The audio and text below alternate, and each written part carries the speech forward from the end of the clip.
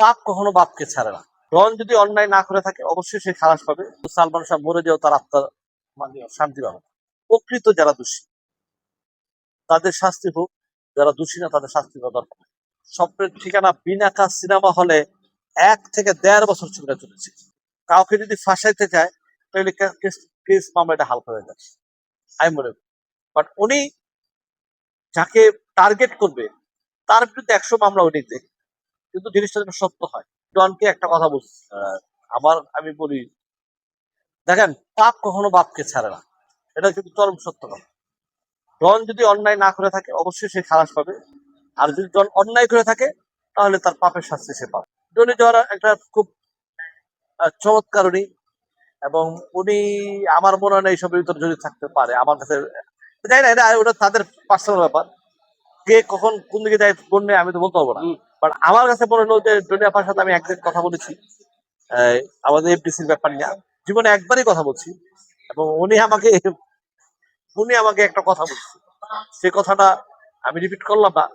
তো কথা বলার পর আমি ওনাকে একটা উত্তর দিয়েছিলাম, ঠান্ডা মাসে উত্তরটা আমি ওনাকে দিয়েছি।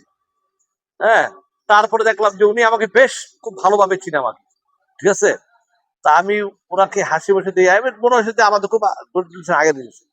বাট ওনাকে আমার কাছে মনে হলো যে উনি একজন সরল সরল খুবই সরল একজন মানুষ, এবং আমার কাছে মনে হলো একজন সরল মানুষ। ফিল্মের কিন্তু আমি না, আমি অনেক জুনিয়র, ঠিক আছে। কারণ সিনেমার দিক দিয়ে অনেক জুনিয়র, আমি অনেক পরে আসছি, আমার থেকে অনেক বড় বড় বোদ্ধায় ইন্ডাস্ট্রিতে রয়েছে। যে সালমান শাহ আমাদের বাংলাদেশের একজন সুপারস্টার ছিলেন। ওই সময় অনেকেই সুপারস্টার ছিলেন, সালমান শাহ ছিলেন, ওমর সানি ছিলেন, রুবেল ভাই, যার তো তুলনাই ছিল না ওই টাইমে, ঠিক আছে। কোনো ছবি তার ফ্লপ ছিল না রুবেল ভাই। তো ওই হিসাবে সালমান শাহ ছিল একজন জনপ্রিয়, একজন ভক্ত ছিল। এবং আমি আমার জীবনে আমি যেটা শুনেছি, সালমান শাহ ভক্তদের সাথে একটা খুব গুড রিলেশন ছিল তার, এবং সে অনেক বড় মানের ছিল, বড় মনের ছিল একজন, আমি মনে করি। ওই সালমান শাহ যখন আমাদের সিনেমাটা উঠতি তখন ওনার এই অ্যাক্সিডেন্টটা, উনি মারা যান। ওনার এই মৃত্যুটা আমাদের দেশের জন্য অনেক ক্ষতি হয়েছে।